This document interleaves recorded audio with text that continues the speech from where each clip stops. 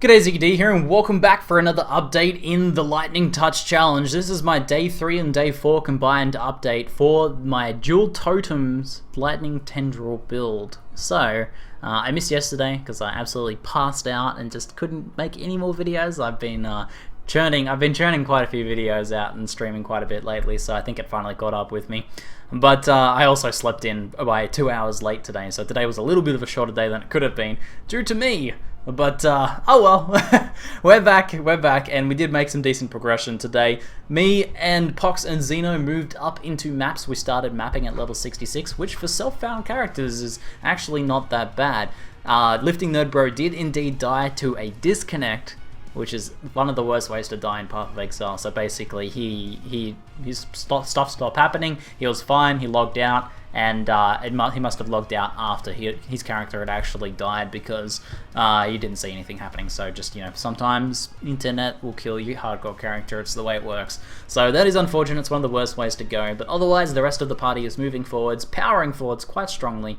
As for my character fitting into the group, the support stuff I've been doing, the dual cursing, the totems to distract and add a bit of DPS and keep the other guys a little bit safer, and also my Var lightning traps that I've been using to put down shocked ground for my allies to, you know, provide a 50% damage debuff to the enemies. All this stuff's been working pretty well. The party as well, Pox is doing great damage with his crit setup, and Xeno found a 5-link and a higher level quality version of Lightning Tendrils. The combination of those two things mean that he's also doing really good damage as well with a not crit setup. So overall the party's working pretty well together. However, I have to say, as an independent character myself, looking at my own character sitting by itself, fairly, I guess, objectively, is that I'm not very impressed with the totem setup, honestly. I knew it would be a bit of a risk. I knew that it was kind of 50-50 up in the air, whether it would be like Flame Totem and good, or Spark Totem and crap. But it seems to be leaning more towards the crap end of the spectrum. I mean, both totems up are doing like half of the damage that Pox does with a crit setup. It's certainly viable, it's certainly a viable amount of damage, and if I scoot over this way and find some stuff for you guys, maybe not Cole, but we'll find some actual mobs to kill. I mean, I guess I can kill these guys. I mean, the damage is not abysmal. I mean, it's actually a viable amount of damage, and I can clear Lunaris. Clearing Lunaris at level 68 is fairly normal. Going from 66, 67 to 70 or 71 in Lunaris is pretty typical. Most people will farm this zone in there, and I mean, it works, but it doesn't blow me away. As a totem skill, Lightning Tendrils also doesn't feel like that great a choice to me. The range is too small. You put your totems in harm's way quite a bit, and then anything that does like spell damage or elemental damage just absolutely wrecks the totems. Like, you'll see the Flame Surges just absolutely destroy the totems, and I have to reposition and recast them a lot of the time because of that. I mean, I don't have that much in terms of tankiness at the moment. I have the life, I don't have the extra resistances I can get here. But, whoa, that's not what I want to die to while making a video. But, I mean, it's just not blowing me away. Like, I think totems are in a pretty bad spot now in general in the game. It's hard to make any sort of totem setup look impressive unless it's Shockwave Totem, Searing Bond, or Flame Totem. All of those pre-packaged totems are fantastic, but a lot of other totem-based builds are pretty difficult. I'm also thinking like that, I'm kind of like, I mean, a crit totem build would be ideal. A crit totem build would be ideal, but that's just not something that can really be achieved effectively, like a full crit build with totems, with the amount of passive points you have available to you.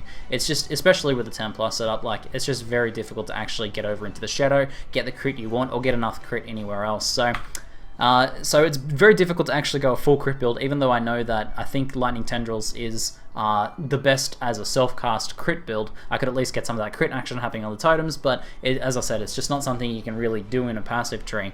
So overall, I think I've been doing okay self-found. I mean, I've managed to gear up to a decent point. I'm a little bit low on fire resist. Everything else is okay. My HP is over 3k, which is pretty solid for self-found. Again, at this level, that's pretty solid. And we were able to move to maps and clear 66 and 67 maps with reasonable speed. So overall, doing pretty well, but I'm not super impressed by the totems. In a group, they don't look so great. Solo, it looks more impressive than it is, I think. Like, you saw the speed at which I killed those things. It doesn't always feel like that. And then when you're going against things like Void Bearers and stuff like that kill the totems, it's it's a bit feeling. So I was kind of thinking about how I can like maybe change this character a bit, since I'm sort of testing this non-crit setup, and it's it's not blowing me away. I mean, there's a few more levels. We're going to take the challenge to like level 75 as self-found, see how we can go with that, and maybe things will get a little bit more better with a few more levels, maybe. I mean, I'm almost a Herald of Thunder on my character. That could make a big difference, but I don't think it's ever going to get really that impressive, and as we move up through the map tiers, I think it's going to get less and less impressive, and the scaling is going to get slower and slower on the skill. So I'm not super hyped for that sort of thing to happen. So I'm thinking about ways in which I can change the build, and typically when I think about crit builds, like I said, I can't go full crit on a totem build like this because it's just very, very difficult to actually get that amount of crit. The only good like crit totem build I've seen in a while was like Ice Spears, because Ice Spear has very high base crit chance. But for a setup like this with 5% base crit on Lightning Tendrils, I think it's very difficult to actually get the points to go a full crit build. But maybe I can do a pseudo crit build.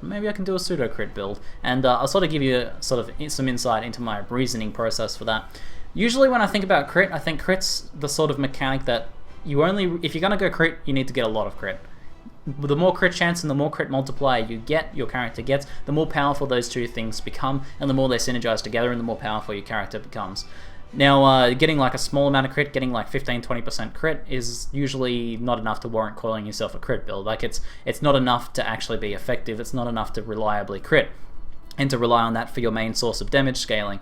However, I'm starting to sort of open my mind up a little bit here to a different style of character creation with this, so this project could be pretty interesting because it's letting me test something new here. And that is the idea of going pseudo crit. So the reasoning here was that before I was getting static blows, right? I'm getting 10% chance to shock from that. And the idea behind that was that 1/10 of the time I put out a shock stack, and then I get 50% more damage. Then I started looking at, what if I take that away? And what if I change a few other little things around here and there? And what if I get some really efficient crit nodes, and instead get something like 15-20% crit chance? I'm actually going to have a higher chance to shock, and when I do crit, I'm going to be dealing additional damage. So that sounds pretty good, right? So what it really all comes down to, though, is execution, whether you can execute that in an efficient manner. And I actually think with this style of setup, I can. So previously, I had routed down through here, so there's 1, 2, 3, 4 nodes there. And these 2 nodes were 18% total damage, and then 2 intelligence nodes. That's really not that impressive. So I thought instead, what if I take those 4 nodes out and route through here? 4 nodes.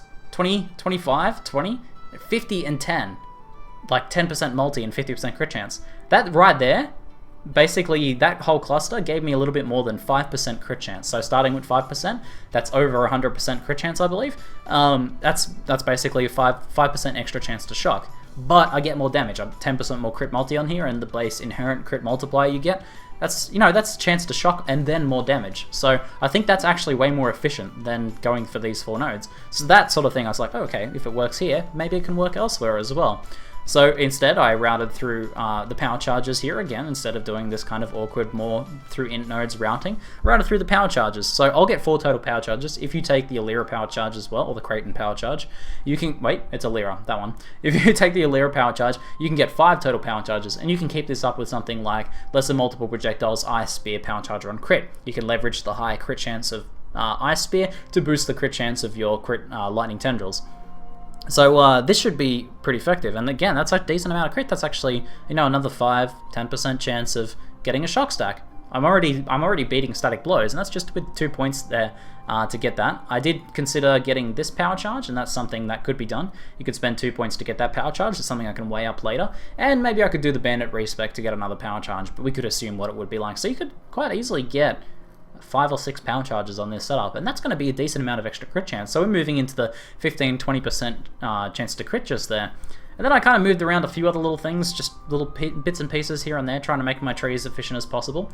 Sacrificed a little bit of life in the Scion life wheel, and I came up with this as well. Routing down this way, I can grab 20, 20, and 60, and these sexy life nodes there. There's 2 points for 12 life, which is great, and it's got bonus energy shield on it. So this section here is really efficient. It was a bit of a stretch to get it, 3 nodes stretch to get it, but once I kind of tallied these things up, and with my existing crit, then it's actually starting to look pretty good. I'm starting to look at like 20-25% crit chance plus now, depending on my gear. So that's actually, I've got more shock chance than static blows, and I'm getting some bonus damage in there. All of these have a little bit of crit multi on them. Now I tried to apply the same methodology over here to the arcane potency cluster. but it couldn't work out to be efficient. Like, I would have to route up through here, spend an extra point, get this, and at that point I had to, each time I've had to do this, I've had to sacrifice something else as well. So far, mostly I've been able to sacrifice inefficient things or small amounts of damage scaling in exchange for better damage scaling with the bits of crit that I'm getting. When I was getting to this point of getting Arcane Potency, it was kind of getting to the point where I'd have to sacrifice Heart of Thunder, so this damage cluster just here, to get Arcane Potency. And at that point, I was thinking, alright, maybe I'm pushing it too far right now, and it wasn't really going to be very efficient, I don't think. So I've left out Arcane Potency, even though it's very close, and you'd be like, why don't you get Arcane Potency? It's a great cluster. But what I would have to sacrifice to get it didn't really make sense to me. So this build, like this shape of build here, what we're looking at here, is a bit of a different sort of beast. It's a build that is still scaling primarily through non-crit means, so spell damage, elemental damage, AoE, and AoE damage. That's how still our primary scaling, and of course like Herald of Lightning, Herald of Thunder, and Herald of Ice. That's where we're getting all our damage. But now we're scaling that damage, so high base pure damage. So we got like the base damage, then scaling it with spell and elemental and such. And then on top of that, we're now scaling it with a little bit of crit. Just a little bit of crit, not a lot of crit. In a crit build, when you're playing a pure crit build, you probably notice things like, I played a crit build recently. What was it? It was my EK crit build. And I was essentially, most of my damage scaling came from crit. You basically, you'll notice if you've ever played a crit build before and you lose your power charges and you deal no damage. It's because once you lose that crit chance, or once you lose that crit chance and crit multiplier, you're essentially dealing no damage, because all of your scaling comes from crit and crit damage. You have very small amounts of spell damage or any other form of scaling. So this build's kind of like the other way. Like when you're in one of those builds, if you pick up like 10% spell damage, you notice you get a huge DPS boost because your crit is then scaling that base damage even more. So there's like excellent synergy there. So what I'm doing instead of going very high crit and low normal damage scaling is I'm going, you know, low to medium crit and then high damage scaling. So maybe it'll actually work out okay. If not, I'll have tried two different style of things, a completely non-crit totem build and a pseudo crit totem build, and you guys will be able to see that neither of them works and totems are rubbish. But nonetheless, it's an interesting experiment. I hope we at least learn some things from this, and I hope you guys at least find the project interesting. If you have any thoughts or comments to share, do so in the comments below, guys. I love reading them. Anyway, that's it for now. I'm ZiggyD, and thanks for watching.